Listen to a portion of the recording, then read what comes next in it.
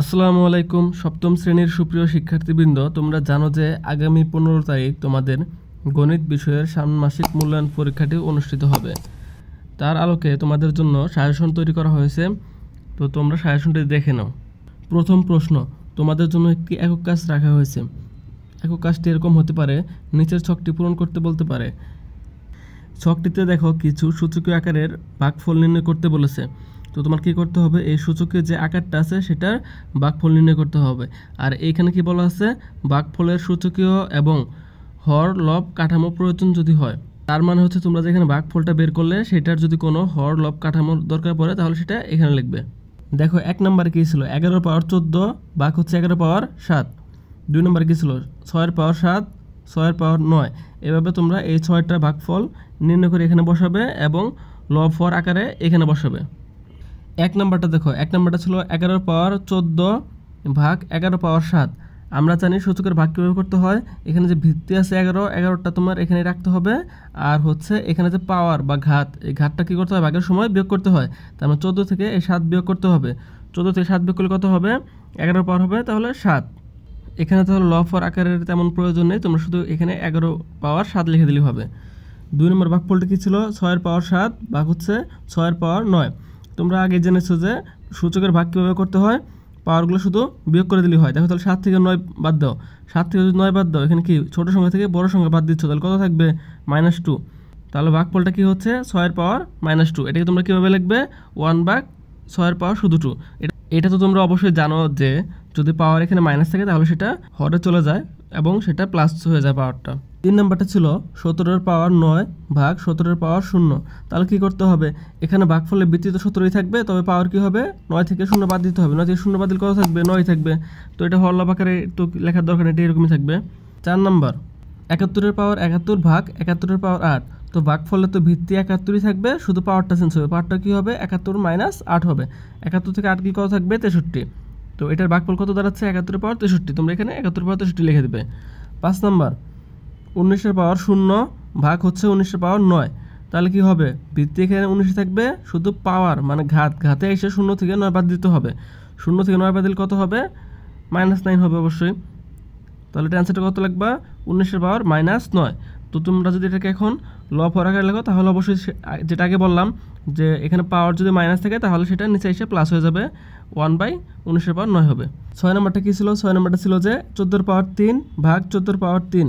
তাহলে কী দাঁড়াচ্ছে, ভাগফলে পাওয়ারটা কত হবে, 3 - 3। পাওয়ার তাহলে কত হবে, 0। 0 ছাড়া অন্য যে কোনো কিছুর পাওয়ার 0 হলে সেটার অ্যান্সার কত হবে, 1 হবে। তো তোমরা এখানে 1 লিখে দিতে পারো, না লিখলেও হবে। আশা করি বিষয়টি তোমরা বুঝতে পেরেছ।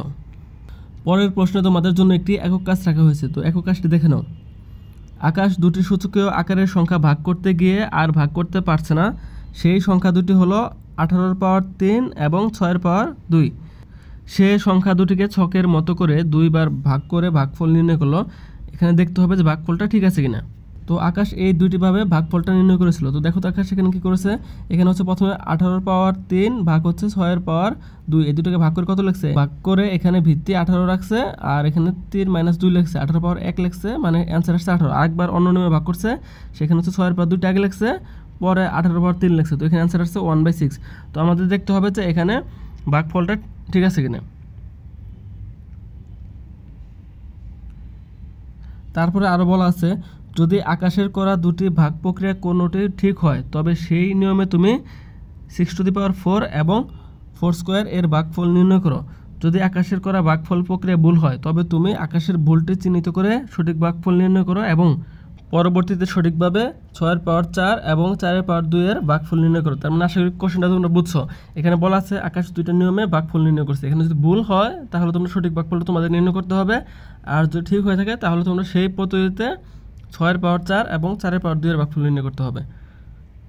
দেখো প্রথমে আগে দেখতে হবে যে আকাশটা ঠিক আছে কিনা, দেখি আমরা তাহলে। সূচক আকারে রেখে ভাজ্যকে ভাজক রাশি দ্বারা ভাগ করার জন্য রাশিগুলোর প্রত্যেকের ভিত্তি একই হতে হয়।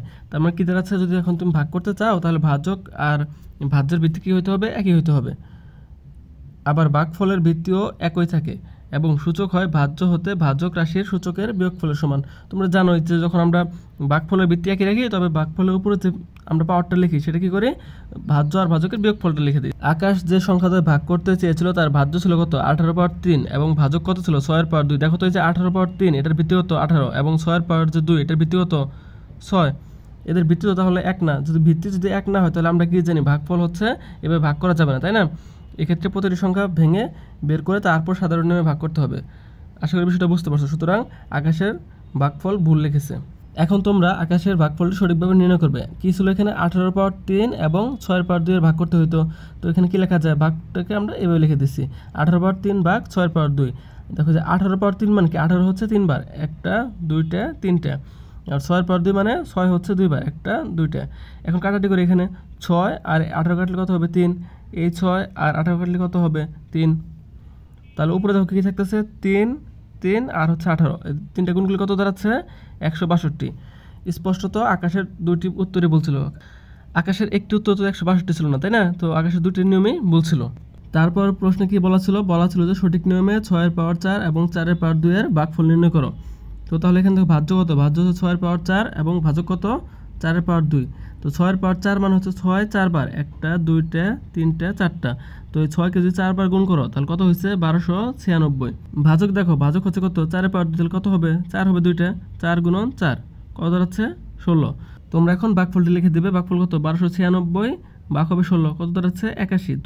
তো তোমরা এইভাবে সরাসরি ভাগ করে দিতে পারো, অথবা এইখানে দেখো ভাজ্য কত ছিল 6 গুণন 6 গুণন 6 গুণন 6 আর নিচে কত 4 গুণন 4, এইখানে আমরা ভাগ করতে পারি ভাজ্য ভাগ ভাজক। তাহলে কী হবে, এই 4কে 2 দ্বারা ভাগ করবো, 6কে 2 দ্বারা ভাগ করবো, 6কে 2 দ্বারা ভাগ করলে হবে 3, 4কে 2 দ্বারা ভাগ করলে হবে 2। আবার এই 2কে এই 6 দ্বারা কাটবা, তাহলে কত হবে 3। তারপর এই 4কে আবার 2 দ্বারা ভাগ করবো হবে 2, এই 6কে আবার 2 দ্বারা ভাগ করলে হবে 3। তারপর এই 2 দ্বারা এই 6কে কাটবা, তাহলে কত হবে 3। তাহলে দেখো 3 গুণন 3 কত হবে 9, তারপরে 9 গুণন 3 কত হবে 27, 27 গুণন 3 কত হবে এই 81। বুঝতে পারছো? তোমরা যেভাবে ইচ্ছা ভাগ করে দিতে পারবা। আশা করছি ভিডিওটি তোমাদের অনেক উপকারে লাগবে। তো তোমরা যারা ভালো স্টুডেন্ট আছো তারা কিন্তু অবশ্যই এইগুলা আজকে শিখে রাখবে, কেননা তাহলে পরীক্ষার আগে তোমাদের চাপ কম পড়বে। আশা করছি তোমরা আজকের এই সাজেশনটি বুঝতে পেরেছো। এটা কিন্তু চূড়ান্ত সাজেশন নয়, এটি একটি নমুনা সাজেশন। তোমরা কে কে চাও যে আমি তোমাদের জন্য চূড়ান্ত সাজেশন দেই তারা অবশ্যই কমেন্টে জানাবে। আর চ্যানেলটি অবশ্যই সাবস্ক্রাইব করবে, বন্ধুদের সাথে শেয়ার করবে। আর যদি ভিডিওটি তোমাদের ভালো লেগে থাকে তাহলে অবশ্যই ভিডিওটিতে একটি লাইক দেবে।